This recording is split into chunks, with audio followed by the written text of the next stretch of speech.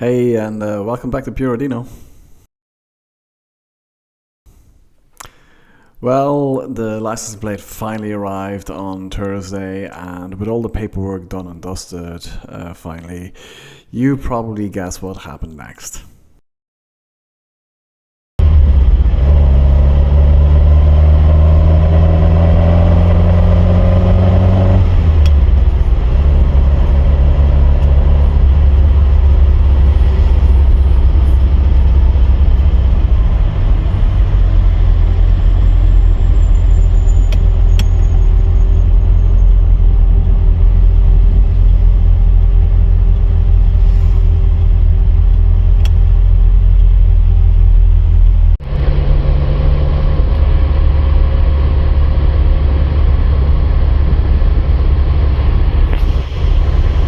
We need a boat. Boat is the next thing. Yeah, right. Not a chance, but I did say that about a classic car too, so hey. Well, we did see the guy on the motorbike. I was waiting for you to say next is the motorbike. I didn't waste a second, the plate went on straight away. I finished work a little bit earlier that day, and finally Alfredo was rolling legally on the open road, which was great. A lot of you had been telling me earlier about the startup sequence with a GT4, and yeah, it pretty much worked. So thanks to all of you that commented. I do feel that you need to kind of tweak it a little bit for your own car, and I do think I'm starting to get to know the engine better and better. So with a car like this, obviously you kind of have to work for your pleasure, but the more you work with it, the more you listen to it, the more you get to know it, the more you form a bond, the more pleasure it's gonna give you as a result. My first stop on my very first real trip out was straight over to Kurt, the mechanic, just to kind of show him that Alfredo was finally out on the open road, and but also to talk things through with Kurt, because we do know there is still a little bit of work to be done with the engine. We're kind of trying to get the big ticket item first, and I think in Alfredo's case that is the timing belt. So that's the first real kind of hurdle that we have to take with Alfredo. After that, it'll be replacing all the seals in the engine, all the hoses, and then last but not least, and probably the most painful one, is a full deep clean of the carburetors and a full fine tune of them, which will probably hurt. Kurt also gave me a quick heads up in relation to the engine. Currently it's kind of prone to stalling. He did explain it to me probably a little bit too technically. What I still remember is that the valves of the engine are totally dry and they need to fill up again. Sort of all I remember. He did explain to me if it happens what to do, and luckily enough he told me what to do, because surely enough, I think after about driving for about 10 minutes it did happen, and luckily I did not panic. I knew what to do. I just stayed calm, did what Kurt told me to do, and straight away the engine was back running and we were back on the road.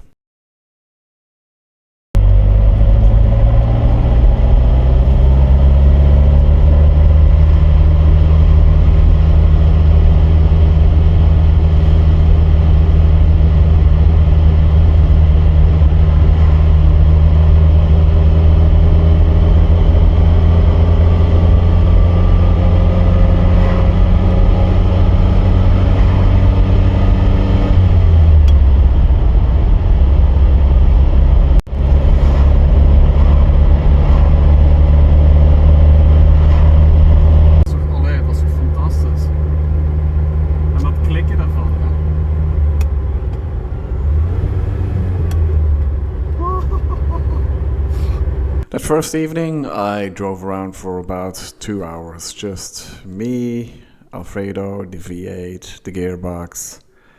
And yeah, the engine doesn't sound perfect yet, definitely not. But I still enjoyed it so much. That sound. In the state that it's in at the moment, still 1,000 times better than the zoom in of an EV. Sorry, EV drivers. Then day 2, Friday, another early finish in work, and yeah, straight home for Alfredo. And the day before, the fuel gauge said that I had half a tank, and I start the engine up on Friday, and now we're totally out of petrol. Warning light on and everything. So first up, the petrol station, and the tank took about 40 liters, and if I remember correctly, the GT4 has a tank capacity of about 80 liters. So I thought, okay, got back in the car, start the engine up, but the fuel gauge still says, nah, you're all out of petrol. Still warning light on.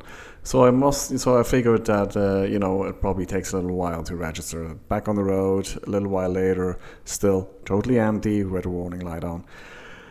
So it seems to me like the petrol gauge isn't really being honest, and it's just another thing to add to the list.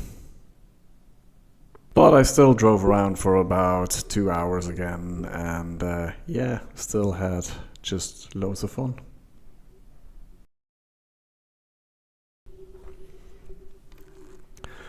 On Saturday then, we had to get the family stuff out of the way first. We had a Scouts camp visiting day to attend to, which was really cool. It was really nice to see the kids again.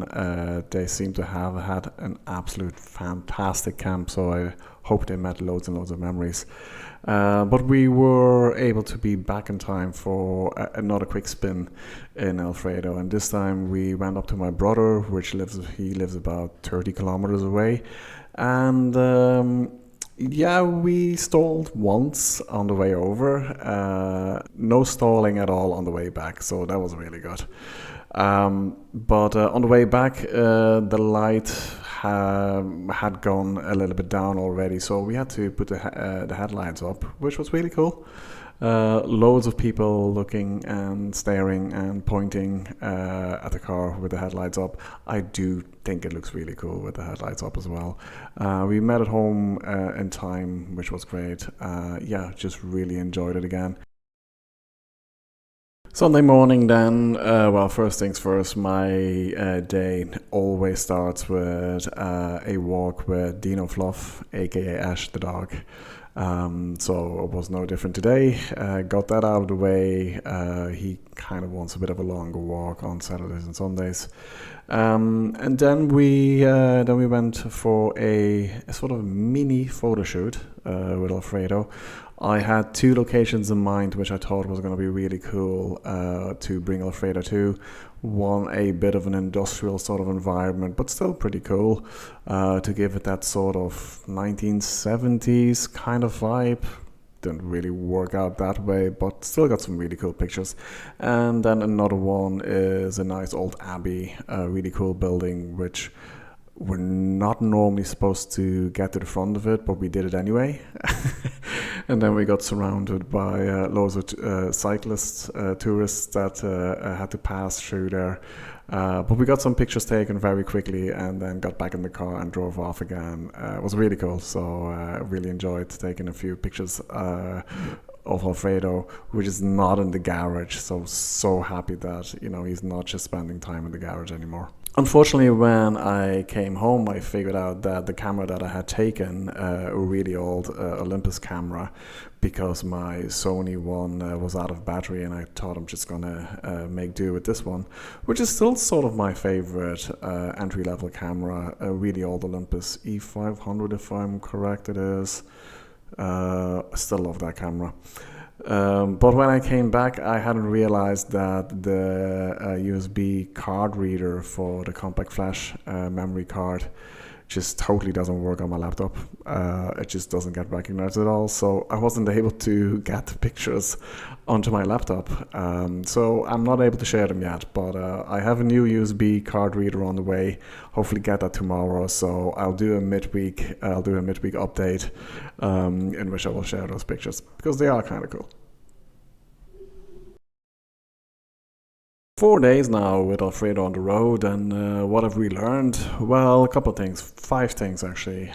Number one, driving a GT4 is as much fun and it makes me as happy as I thought it was going to be, maybe even more so. Fantastic. Number two, the engine still needs a lot of TLC before we are where we want to be with the engine.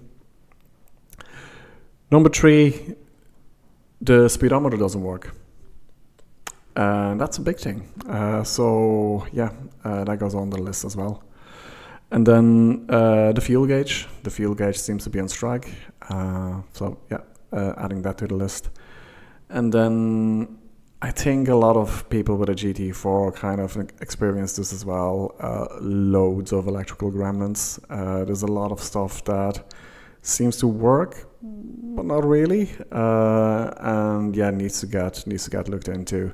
Which again, gets added to the list, but it's further down the really long getting list. 4 out of 5 on my list are just adding more costs to the overall picture, but number one for me is still the most important one.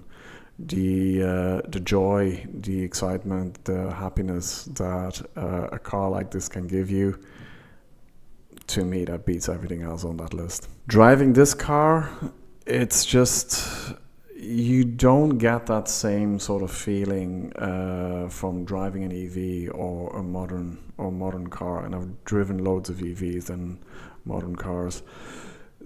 This is, for me, it's sort of like as analog as it gets. You have to put a little bit of work in. You have to keep all your dials, you have to keep an eye on all your dials. You have to make sure that you listen to the engine, not just listening and enjoying it, which is a big part of it as well, but you always are listening for clues. Are you doing something wrong? Are you doing it right? All that sort of stuff. You might not want that from a car, which is totally understandable if you just need a car for commuting or if you need a car from getting from A to B. But for me, that was never why I wanted this car. I have my daily driver, which is probably the most comfortable car to drive. It does everything itself, and that's great. But this is different. This is something you want, an experience, and if you're looking for an experience in driving, then all of my other cars that I've had over the last couple of years that I bought myself, I try to get them as analog as possible. I always opted for a manual over an automatic, all that sort of stuff, but still there's a lot of kind of emotion that is taken out of the modern day car, and this is totally the opposite. Yes, it will hurt my wallet, sometimes close to tears, but I'm gonna have to hang in there because this excitement, this joy. Today I actually had my daughter in the car and she said, can I have this car when you're no longer around? Which kind of, first of all, what are you thinking of? But the fact that, yes, that's really what I hope to do, is to give this car to a next generation, and hopefully they'll take care of it, and hopefully they'll enjoy the analog driving, the emotional connection with a car as much as I am at the moment. So yes, the list of things is growing, ever growing, and it will probably never stop growing. But that's just the way it is. That's really something that you have to keep in the back of your head when you buy a car like this. It's not about the purchase price. It's about all that kind of stuff that comes afterwards, and be prepared for that. If you're prepared for that and you're looking to get that experience out of a car, yeah, go for it. This is really such a cool experience. If you've enjoyed this little 4-day adventure of Alfredo, please like and subscribe if you haven't already, and stick around for the midweek update. A really big announcement is that I now have a coffee page that is live, that went online last week. The aim of that is that if there is people that do want to make a donation to get Alfredo to the next stage, then please do so by going to the Ko-fi page of Puro Dino, and if you want to make a donation, feel free to do so. Anything is more than welcome, obviously.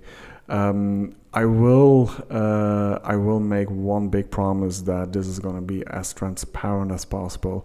So if we have a goal, like our first goal at the moment is getting the timing belt done. If you see the cost there, there is a goal, and you have a sort of like a progress meter. If you do reach that goal, which I'm going to chip into myself as well, if you do reach that, then I will share all the invoices that I have for getting all the work done, just to make it transparent that this money is not going into my pocket, this money is not going into my wallet. This is all money that goes straight and 100% to Alfredo. If there's any money that is left afterwards, so I'll share the invoice, show you how much it all was in work and everything, and that I paid for. If there's anything left, then we'll just add that to a next goal. There's always going to be other things on that list that need to be done, but none of that money will ever go to anything else but work that Alfredo needs to get to the next point. So if you do want to help me in that, please check out the page, make a donation if you want to. I'm gonna be so grateful. I'll definitely share your names if you want that on the channel to thank you as a donator, as a sponsor, and I'll see how that works, and hopefully we'll get them to the next stage. But thank you already. If anybody is thinking of making a small donation, then thank you so much. Until next time, guys, from Alfredo and me, see you next time. Ciao a tutti. Bye.